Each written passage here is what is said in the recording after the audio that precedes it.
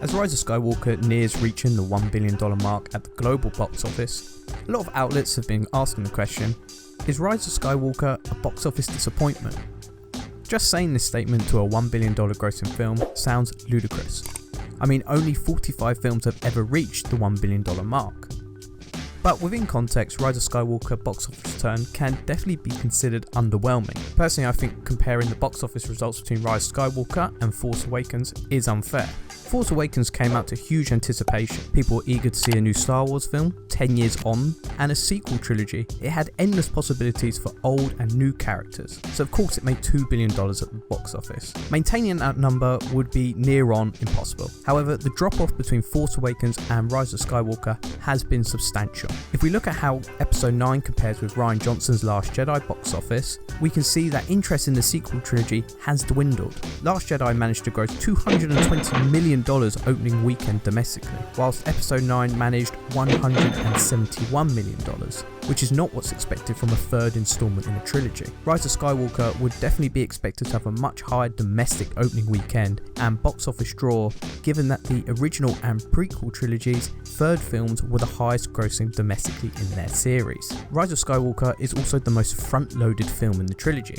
as it made just over 50% of its opening weekend from its first day release. When movies are this front-loaded, it's widely attributed to be mixed word of mouth among audiences. Currently, Rise of Skywalker is tracking to make around $530 million domestically, a big difference from Last Jedi, which managed $622 million domestically. It's also worth noting that Rise of Skywalker had an 81% third weekend drop from its opening weekend takings, the third highest of any film ever. Number one being Endgame, which broke numerous box office records, and second being Civil War, which outperformed opening weekend projections anyway. Now earlier I did say it's not fair to compare Episode 9's box office takings to Episode 7's, but I do think Episode 9 should have tracked closer to Force Awakens, and if this sequel trilogy was handled better, it definitely could. Third films within blockbusters should generally be the highest or close to the highest in a film series. If you look at it this way, a company has made two big films which were highly successful.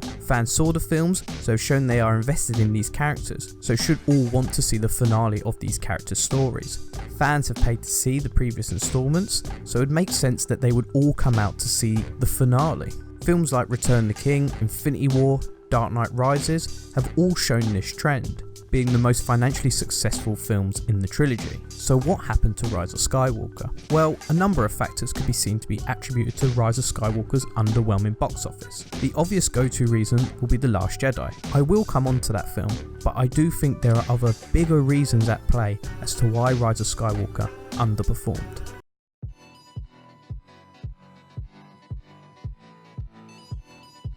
When Disney purchased Star Wars back in 2012, they essentially announced a Marvel Cinematic Universe sequel series of films. We were getting a sequel trilogy and 3 anthology films, all in the space of 5 years. Star Wars doesn't really work like that. It's not the same as the MCU. The thing about the MCU is, whilst yes, all films follow the same formula, they are different in their own right, with each film having different characters, settings, and sometimes visual look. So each film feels like its own entity. Fans don't get bored and are willing to keep up with the Marvel films because each film is essentially contained within its own story. Compare that with Star Wars and it is always set against the same backdrop, Rebels versus the Empire. There isn't many places you can take Star Wars because the world is always just the same. Whilst I think Star Wars is diverse in the type of film you can make, with say The Mandalorian being kind of a western, the world is always essentially the same, with the same visual look, a space adventure with rustic ships and sand.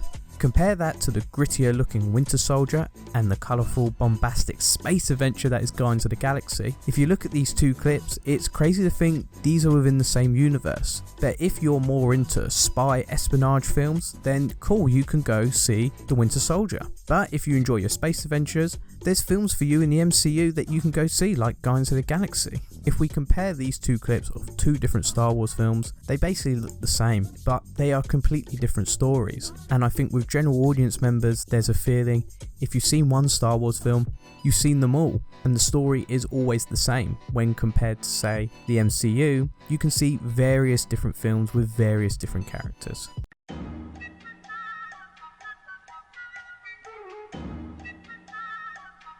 The lukewarm reception of Rise of Skywalker definitely affected its box office taking. Word of mouth is still the biggest killer of films today, and the initial opening weekend reaction would definitely have turned away more casual fans, especially after the audience reaction to Last Jedi was highly divided. Audiences probably thought Episode 9 wasn't worth their time and were happier to watch it when it came out on TV. Last Jedi was released to critical acclaim, with some publishers deeming it to be the best Star Wars film since Empire Strikes Back, and perhaps even the best in the series. This early reaction definitely helped bring the crowds in before the film saw a steep decline once audiences were largely indifferent towards the film, which resulted in the very large drop-off. However, Episode 9 never received that positive critical reception boost. Instead, initial reactions were mixed at best, which is not what the filmmakers would want the audience to be reading, especially when combined with audience mixed feelings on Last Jedi. Disney needed Episode 9 to be a critical hit in order for audiences to be back on board with Star Wars. And unfortunately, in trying to appease every set of fans of Episode 9, Rise of Skywalker essentially ended up alienating most set of fans. You usually find with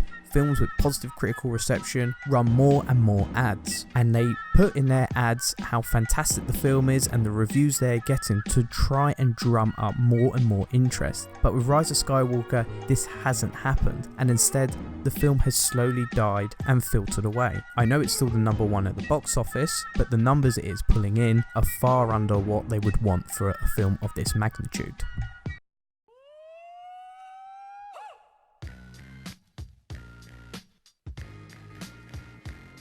Okay, this is probably the reason most people think The Rise of Skywalker failed. And I think this film is probably the biggest reason Episode 9 did underwhelm at the box office. And I don't think it's the mixed audience reception which contributed to Rise of Skywalker's underperformance. Instead, I think it was the story that was told in The Last Jedi. The Last Jedi is within itself a very contained story. Now, I'm not saying the film needs to end on a cliffhanger.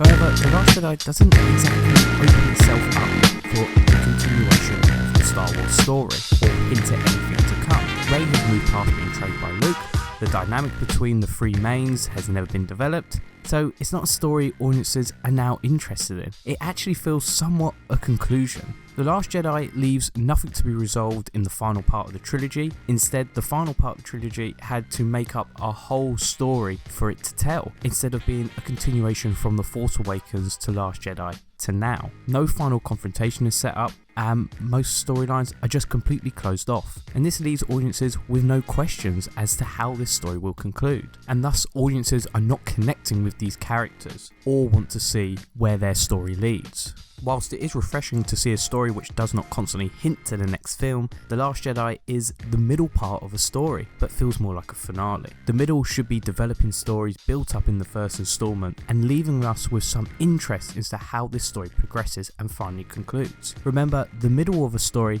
is supposed to be where we see our characters at their lowest point. Instead, they're filled with hope, and yes, they did essentially lose the fight. You feel like they are coming out on top and there is some hope. Compare that to Empire Strikes Back, where there was actually very little hope. And that's how I think The Last Jedi affected the Rise of Skywalker's box office taking. So there we have it. By no means is Rise of Skywalker a box office failure. It's going to make Disney a nice profit. But when Disney first bought the rights to Star Wars in 2012, I doubt they imagined the final part of their trilogy to be the lowest grossing film within that sequel's trilogy. And I think Disney do need to question why interest in the biggest franchise ever made is beginning to dwindle, and what steps are they going to take going forward. Despite what some people might say, Disney have made some excellent Star Wars media. The Mandalorian, Force Awakens, even Rogue One are all fantastic TV shows and films, and even the comic book line is fantastic and telling very interesting stories. I just think Disney need to look at the Star Wars franchise and think, where can they go with this and bring audiences back on board? And I think that will be pulling back some of the media that's being released and taking a break from films, which is what I think Star Wars really needs. Star Wars is an event, it's not a cinematic universe, and I think Disney have learnt their lesson, and I think the future does look bright for Star Wars films, and I am excited to see what comes next. Just, I hope Disney take a little break now. Thank you for watching.